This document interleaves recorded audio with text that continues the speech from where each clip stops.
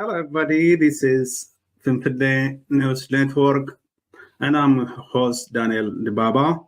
In today's program, I will present to you today's U.S. Foreign Affairs Democrats Committee hearing on Ethiopia. In today's program, I'll briefly comment on the U.S. Foreign Affairs Committee hearing that focused on human rights in Ethiopia. In the hearing, U.S. Special Envoy to the Horn of Africa and USAID's Deputy Assistant Administrator, Mr. Tyler Beckelman, respond to questions from the Committee on the State of Human Rights in Ethiopia and the U.S. policy on Ethiopia. They emphasize that Ethiopia is leaning towards Russia for political directions, but towards the West for financial support, and that Ethiopia is unable to pay is nearly 30 billion debts, $30 billion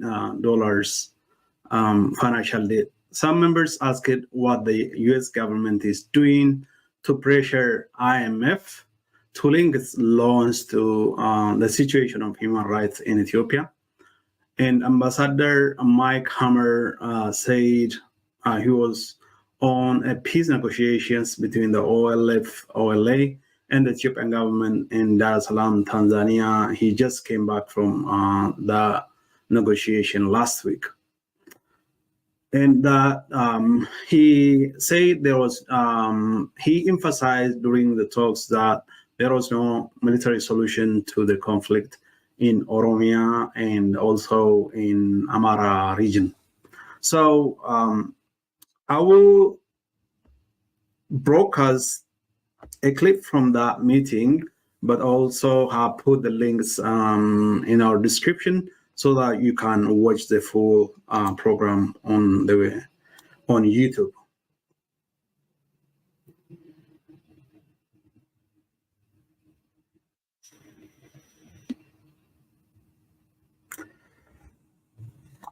So I will directly. Africa will...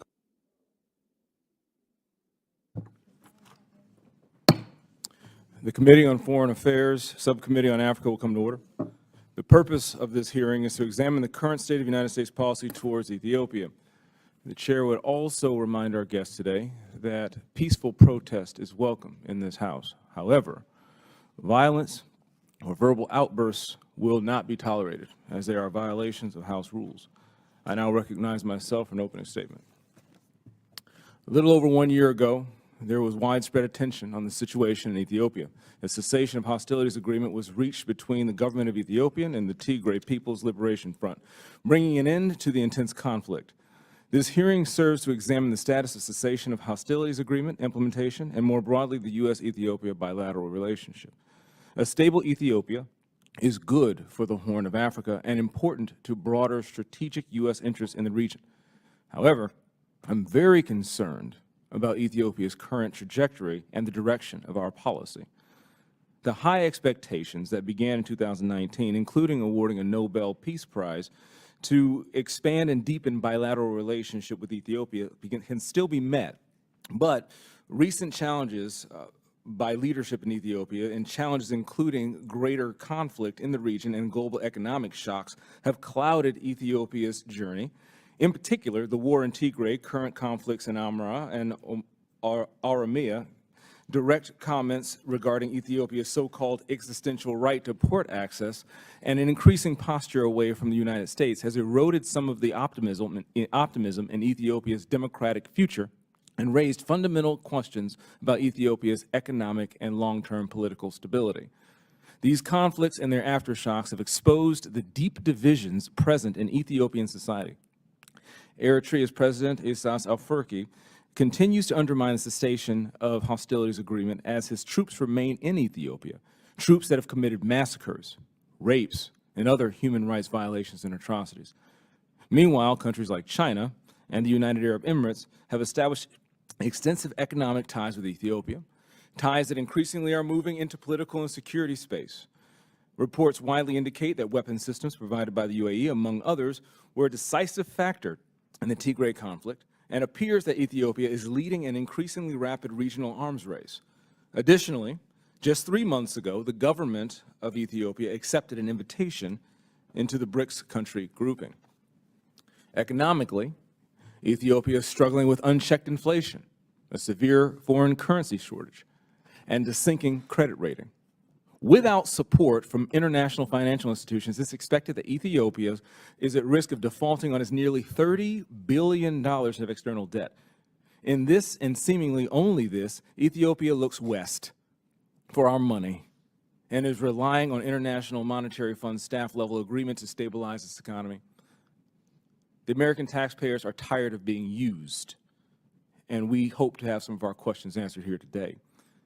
Beyond the Grand Ethiopia Renaissance Dam, which represents a critical piece of infrastructure for Ethiopia to reach its developmental goals, it's really hard to see other areas of optimism. The United States has had to suspend life-saving humanitarian assistance for 5 months this year because the government of Ethiopia's complicity in a food aid diversion sham. Last week, negotiations with the Oromo Liberation Army once again did not conclude with an agreement, while the conflict in Amhara has not even reached the negotiating table and still simmers. Implementation of the cessation of hostilities agreement in Tigray remains incomplete, and no justice has been served for those brutalized by what some have called the deadliest conflict in the 21st century so far. Last December, just 1 month after the cessation of hostility agreement was signed and 11 months after Ethiopia's AGOA eligibility was rescinded for gross violations of human rights, Prime Minister Abiy Ahmed was invited to Washington, D.C. to attend the Africa Leaders Summit. The hearing title is about the promise and the peril of U.S. policy toward Ethiopia. And if I'm being honest, it's increasingly difficult to see where the promise lies.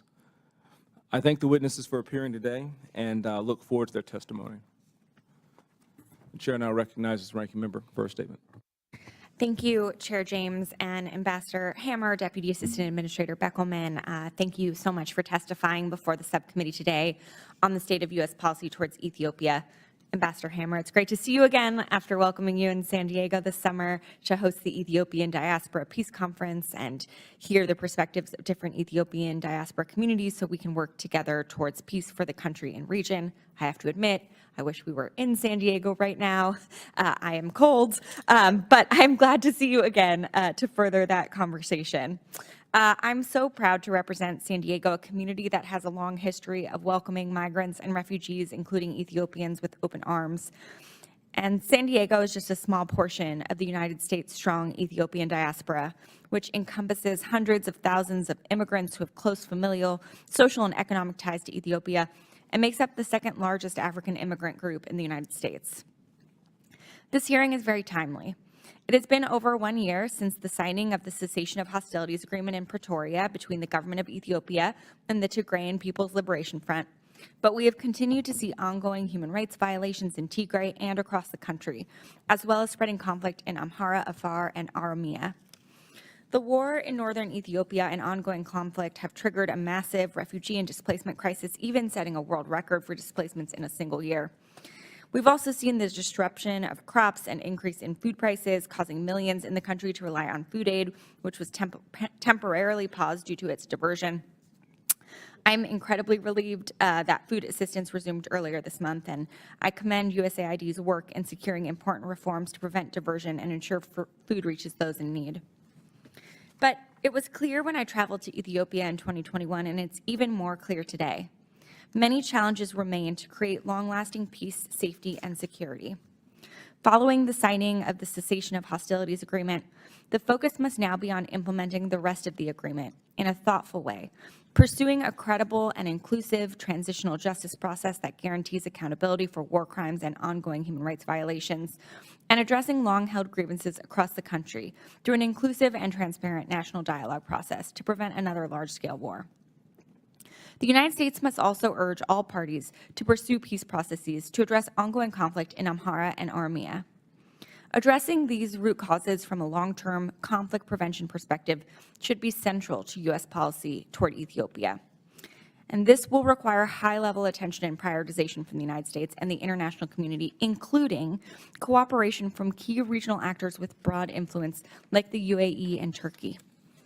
Ethiopia represents the future of the African continent and is the second most populous African country. It has the potential to be a stabilizing force for the region and across the continent. But as it experiences high inflation and economic stressors since the war, it is now more important than ever to invest in Ethiopia's long-term stability, which must include real accountability and reconciliation among Ethiopians. It's a key national security priority for the United States to keep its attention on Ethiopia and do everything we can to help secure a more promising future for Ethiopians. So I'm looking forward to hearing from you all about prospects for long-term peace and stability and how the United States can be best positioned to support Ethiopians in this pursuit, which will be critical for the region and the broader continent. Thank you. I go back. Thank you very much. Other members of the committee are reminded that opening statements may be submitted for the record. And echoing my ranking member's sentiments, I'm very, very pleased to have you here today. The Honorable Mike Hammer is Special Envoy to the Horn of Africa, Bureau of African Affairs, U.S. Department of State. Tyler Beckelman is Deputy Assistant Administrator, Bureau for Africa, U.S. Agency for International Development. I thank you again each for being here today. Your full statements will be made a part of the record, and I'll ask each of you to please keep your spoken remarks to about 5 minutes, in order to allow for member questions. I now recognize Mr. Hammer for his opening statement. Good to see you again, sir. Good to see you, Chairman James, Ranking Member Jacobs. It is a pleasure to see you both again. And I welcome the opportunity to discuss U.S. policy and interest in Ethiopia and the Horn of Africa with you and the distinguished members of the subcommittee, as well as other members who have come here today because of their interest in Ethiopia. And I also want to recognize the Ethiopian diaspora, which is extremely active and which, of course, cares very deeply about events in Ethiopia. Ethiopia, as you have said, Mr. Chairman, is a strategically important country. The Biden-Harris administration is committed to working to promote peace, democracy, and economic development for the benefit of all Ethiopians, the broader region, as well as the American people.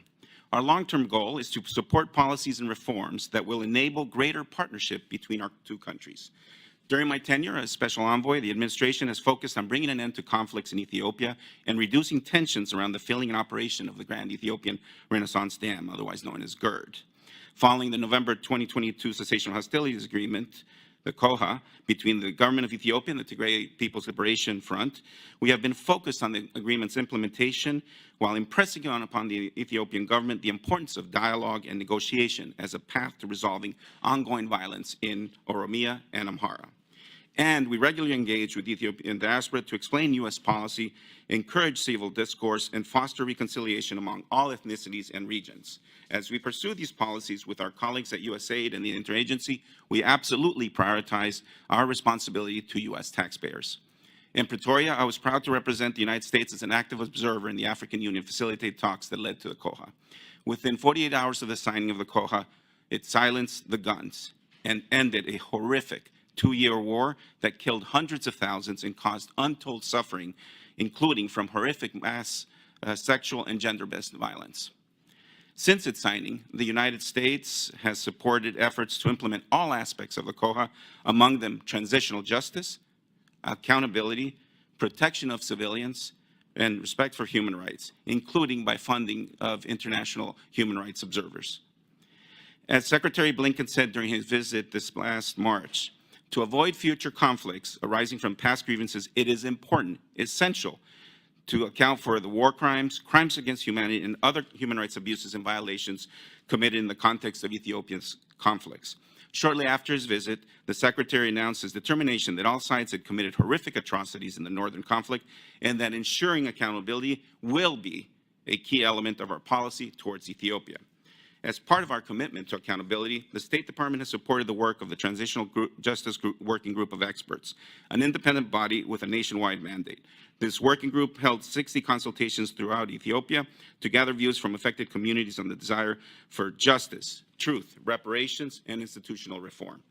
We look forward to the working group's recommendations, and we will work with the Ethiopian government, civil society, and the victims, including survivors of the conflict-related sexual violence, on their implementation of their recommendations.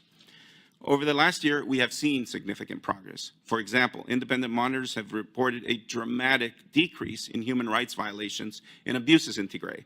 However, much more needs to be done. Eritrean forces have not fully withdrawn from Ethiopia. Disarmament, demobilization, and reintegration, DDR, of the Tigrayan forces is lagging, and the status of contested areas remains unresolved. Therefore, implementation of the COHA remains a work in progress. And we are deeply concerned about the ongoing violence in Amhara and Oromia.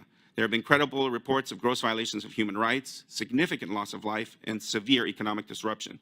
We have urged all actors to refrain from violence and hate speech and to protect civilians, and we have offered to support or participate in mediation efforts. In fact, I returned this last week from Dar es Salaam, Tanzania, where the U.S. participated in talks between the Ethiopian government and the Oromo Liberation Army. We reiterated to all involved that there are no military solutions to the complex challenges posed by these situations. Compounding these challenges, Ethiopia is also confronting macroeconomic stresses. Foreign exchange reserves are at the lowest in 2 decades. Inflation has averaged over around 30% for the last 2 years. So the IMF is in discussions with the government of Ethiopia over concerns about the state of the economy.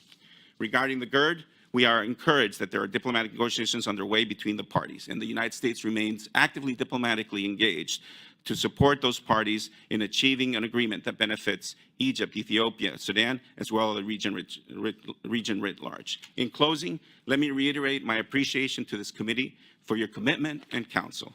Rest assured that we are clear-eyed about the challenges in Ethiopia as we work to support an Ethiopia that is more peaceful and prosperous, one in which the United States and Ethiopia can benefit from a strong partnership. Thank you, and I look forward to your insights, recommendations, and to answering your questions. Thank you, Mr. Hammer. I now recognize Mr. Beckelman for his opening statement. I just want to highlight what has been discussed and what are the sticking points from this meeting.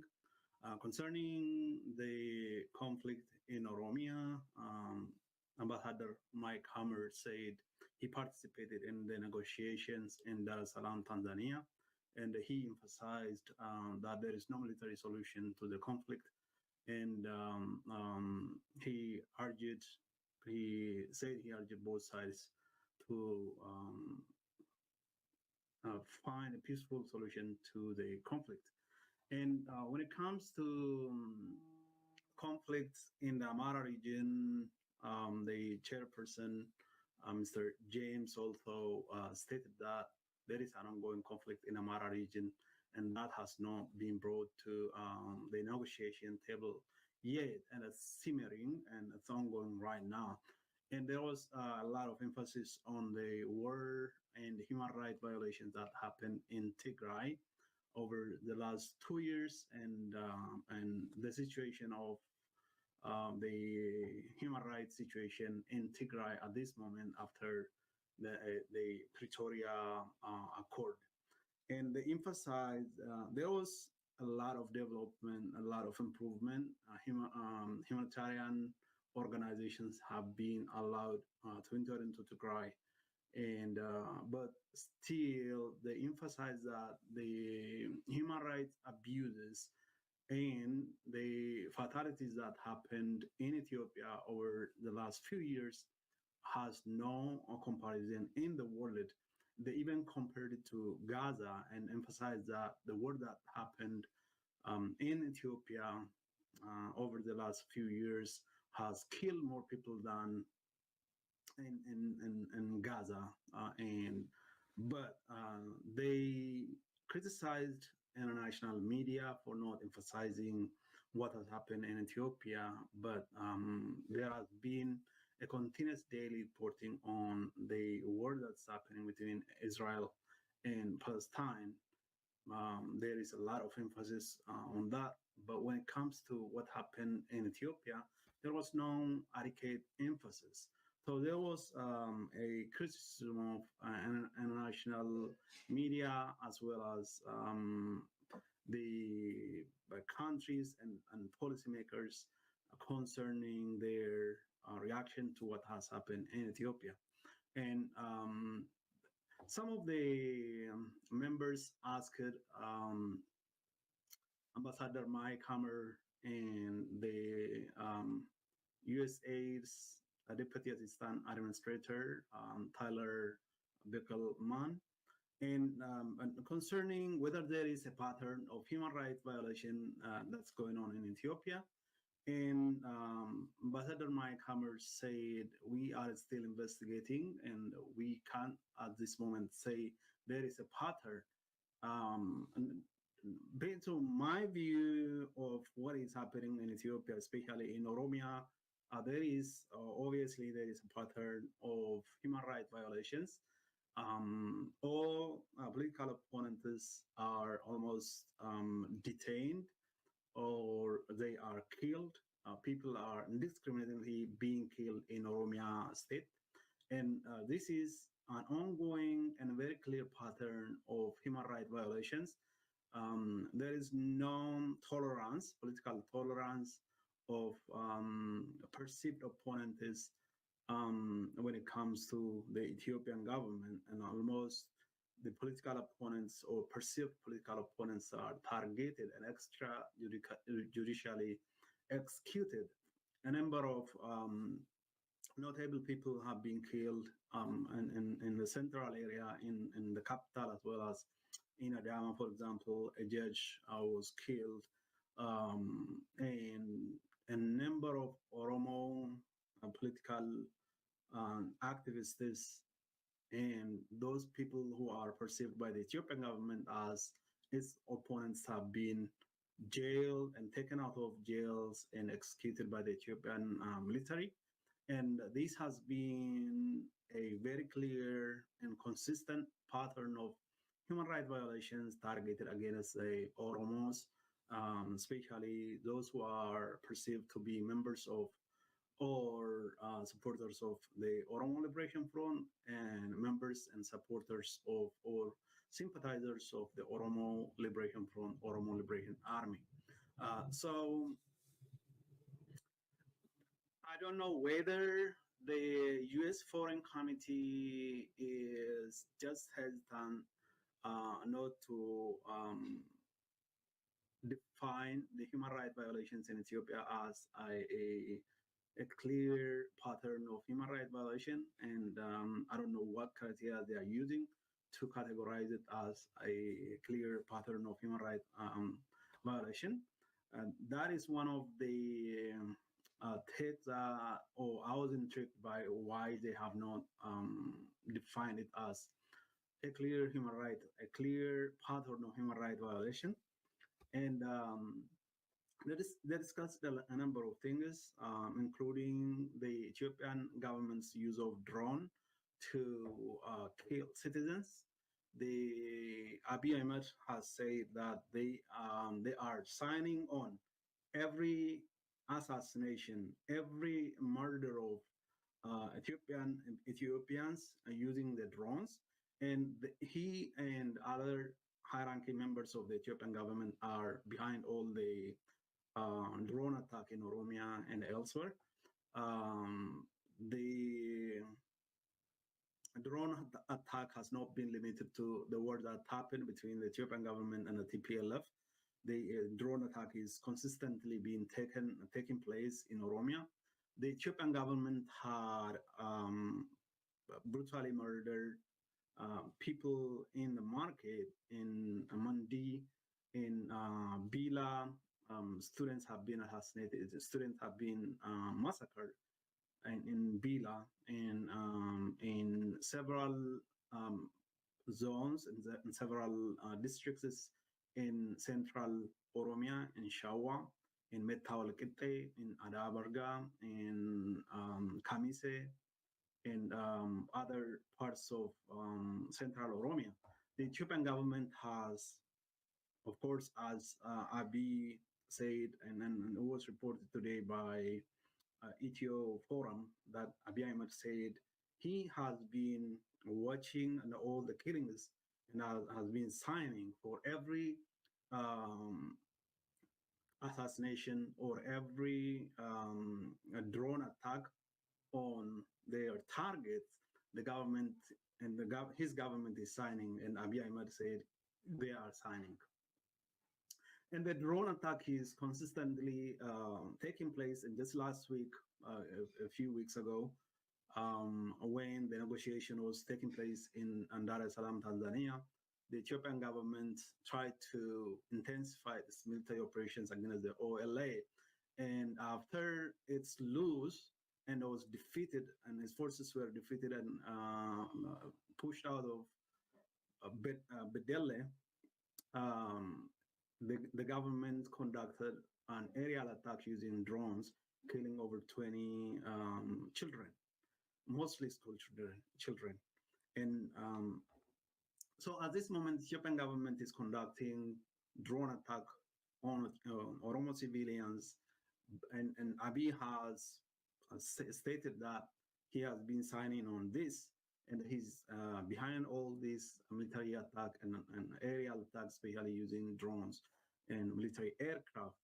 And so the U.S. government has to investigate what type of military operations the Ethiopian government is conducting using the drones that is buying from Turkey and United Arab Emirates, and have come up with some policy and pressure those governments not to continue to sell drones to Ethiopia that the Ethiopian government is using to target civilians. And that's my say. You can watch the whole program, the whole hearing. A lot of members of the committee and other invited guests were speaking and asking questions, and Ambassador Mike and Mr. Tyler Beckelman were responding to questions from the members of the committee. Basically, the U.S. policy at this point is like they are not happy with where the Ethiopia is heading, and not only the human rights, its inclination towards Russia, and especially for political direction and alliance with China is at this moment causing the U.S. to question about the Ethiopian government, and also the human rights, especially the focus is on Tigray, but also Oromia and Amara region have been the hot topics of the today's hearing. And it doesn't look like the U.S. has enough information about the human rights violation that is going on, especially in Oromia and in Amara regions. And the focus was, for some of them, the focus was Amara. For others, they balanced it, and they were eager to hear what is going on in Oromia in terms of the human rights violations. Personally, when I look back at the war that took place between the Ethiopian government and the Tigray People Liberation Front and sexual violence that took place against women, now a number of them, thousands of them, are said to have given birth to, pregnancies that took place when the enemy sexually abuse or rape the woman. Some of them have husband, and they are a very bad situation. And imagine that happened to you or family member, and how do you view the child? This child is the child of an enemy that was, conceived during a rape. All the trauma that the woman endured in this situation, and then how do they bring this kid? Can they consider the child to be their own? And so the trauma is multifaceted. The woman experienced some form of trauma because of the rape, because of the experience, and it happened by an enemy force. And then when it comes to the children who are the product of all this violence and rape, they now don't have a father and a father figure in their life, and their mom have that trauma, that experience that she endured at the hands of an enemy force, and so the children and the women are going to deal with this for the rest of their life. Some of them, the husband has to come and discover what has happened, and they have to leave. And all those experiences are really harrowing. And I don't know how a healing can be brought to the people who have endured this. And rightly, the U.S. is focusing on Tigray, but in Oromia and elsewhere, similar things are happening. The Ethiopian government forces are conducting the same thing. There is a daily killing of citizens for no reason. If the Ethiopian government was willing to answer political questions according to the constitution of the country, no war could have taken place. But the Ethiopian government is not willing. A dictator has come into being, and they want to, protect their power indefinitely by force, by military force. And I think today's hearing is a positive event.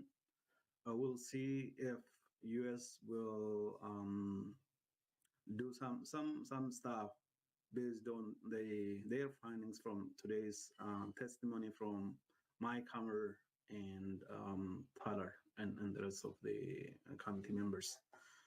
You can listen to watch all the proceeding. Go to the U.S. Foreign Affairs Committee, Democrats, and we have included the links to the full content in our today's program. Thank you for watching. This has been Pimpine News Network, and I'm your host, Daniel Debaba.